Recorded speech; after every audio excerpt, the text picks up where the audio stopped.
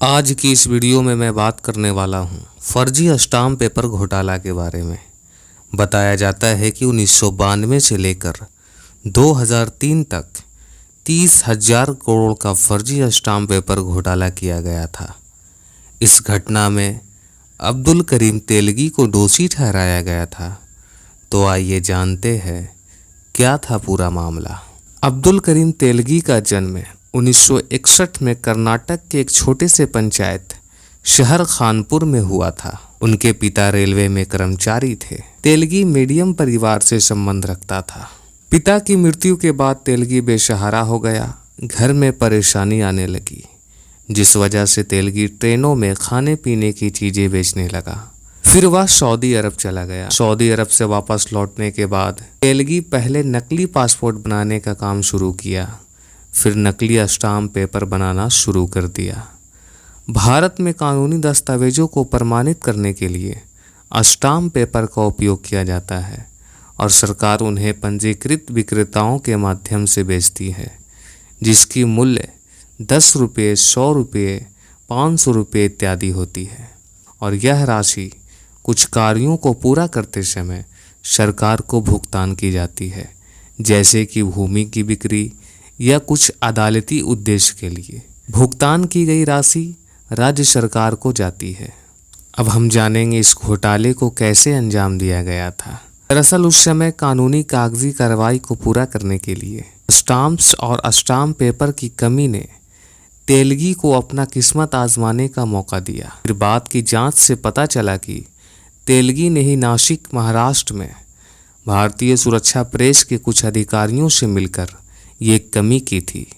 फिर तेलगी कागजात को उन लोगों से बेच देता था जिस किसी को भी इसकी ज़रूरत होती थी। यह काम पूरे 1990 के दशक तक जारी रहा। द इंडियन एक्सप्रेस की एक रिपोर्ट में कहा गया है कि जहां तेलगी ने अपने टैक्स रिटर्न के अनुसार 1996 से 2003 के बीच हर साल कुछ लाख की आय घोषित की, वहीं बेंगलुरु के एक टैक्स ट्रिब्यूनल ने 2010 में कहा कि उसने नकली कारोबार से बहुत ज़्यादा पैसा जमा की थी। स्टाम्प पेपर कर विभाग ने वर्ष 1996 से 97 के बीच उनकी आय 4.54 करोड़ रुपये आंकी थी, जिसमें से 2.29 करोड़ रुपये का कोई हिसाब नहीं था। तेलगी के वकील ने बताया कि कथित बेहिसाब पैसा उनके केरोसिन ट्रांसपोर्टिंग बिजनेस से था, लेकिन ये दावा खारिज कर दिया गया क्योंकि इस व्यवसाय से जुड़ी दस्तावेज दिखाने में वो विफल रहे। कैसे पकड़ा गया तेलगी? 2017 के इंडियन एक्सप्रेस की एक रिपोर्ट के अनुसार नकली स्टाम्प पेपर का एक मामला 1991 में और दूसरा मामला 1995 में दर्ज किया गया था, लेकिन मुंबई पुलिस की जांच कथित तौर पर ढीली थी, इसलिए तेलगी बच गया। 2002 में पुणे शहर के उप निरीक्षक रमाकांत काले और पुलिस को उनके बेटे कांस्टेबल अजीत काले से सूचना मिली और पुणे में नकली स्टाम्प पेपर बेचने के आरोप में कुछ लोगों को गिरफ्तार कर लिया गया। इन लोगों से पूछताछ से मिली जानकारी से पुणे पुलिस अब्दुल करीम तेलगी तक पहुंची, जिसे कुछ महीने पहले 2001 में जालसाजी के आरोप में गिरफ्तार किया जा चुका था और बेंगलुरु जेल में बंद कर दिया गया था। जनता के बढ़ते दबाव के कारण महाराष्ट्र सरकार ने एक विशेष जांच दल SIT का गठन करती है। मामले की जांच से तेलगी के कार्यों की सीमा का पता चला। बाद में विभिन्न राज्यों में कई मामलों में मामला दर्ज होने के बाद तेलगी ने कथित तौर पर घोटाला करते समय सरकारी अधिकारियों के साथ साठगांठ बना ली थी और जांच के दौरान कई शीर्ष पुलिस अधिकारियों और राजनेताओं के नाम सामने आए थे। 9 जनवरी 2003 को श्री कुमार और महाराष्ट्र SIT के प्रमुख सुबोध जायसवाल ने पुलिसकर्मियों को तेलगी के साथ उसके कोलाबा स्थित घर में पार्टी करते हुए पाया। मुंबई पुलिस के तत्कालीन आयुक्त RS शर्मा ने मौखिक रूप से एक सहायक पुलिस निरीक्षक को निलंबित करने का आदेश दिया, लेकिन कोई कार्रवाई नहीं हुई। जायसवाल ने अप्रैल 2003 में अपनी रिपोर्ट प्रस्तुत की। इस बीच कार्यकर्ता अन्ना हजारे की एक याचिका का जवाब देते हुए बॉम्बे हाई कोर्ट ने महाराष्ट्र सरकार को जांच की निगरानी के लिए एक वरिष्ठ अधिकारी नियुक्त करने का निर्देश दिया। सेवानिवृत्त पुलिस महानिदेशक एस पुरी को इस काम के लिए नियुक्त किया गया और जायसवाल को उसकी सहायता करने के लिए कहा गया। एसआईटी ने 2003 में पहली बड़ी गिरफ्तारी की। महाराष्ट्र के धुले से समाजवादी पार्टी के विधायक अनिल गोटे और 1 दिसंबर 2003 को उनके रिटायरमेंट के एक दिन बाद आयुक्त शर्मा को तेलगी को बचाने के आरोप में गिरफ्तार कर लिया गया।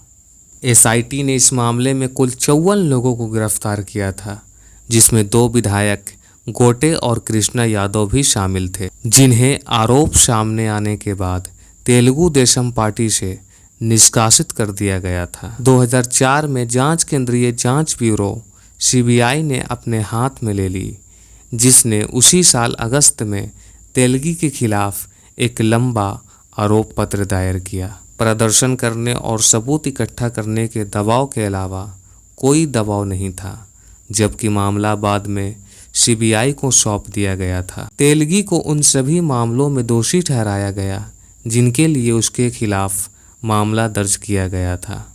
उन्होंने कभी इसे चुनौती नहीं दी। एस पुरी ने द इंडियन एक्सप्रेस को बताया था, तेलगी एक बुद्धिमान व्यक्ति था।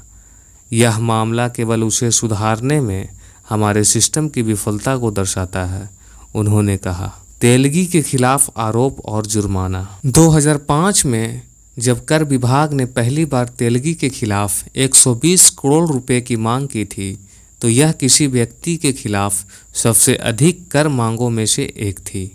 2007 में तेलगी को घोटाले का दोषी ठहराया गया और 30 साल की कैद और 202 करोड़ रुपए का जुर्माना लगाया गया। यह महाराष्ट्र संगठित अपराध नियंत्रण अधिनियम और धारा 120 आपराधिक साजिश के तहत था। कोर्ट ने इस मामले में 43 अन्य आरोपियों को भी सजा सुनाई। अधिकांश आरोपी स्टाम्प पेपर बेचने के लिए तेलगी द्वारा नियुक्त किए गए व्यक्ति थे। फैसले से पहले कथित तौर पर अपनी पत्नी शाहिदा की सलाह के बाद तेलगी ने अपना अपराध स्वीकार कर लिया था, लेकिन जेल के अंदर से भी तेलगी कथित तौर पर अपना कारोबार चलाने में कामयाब रहा।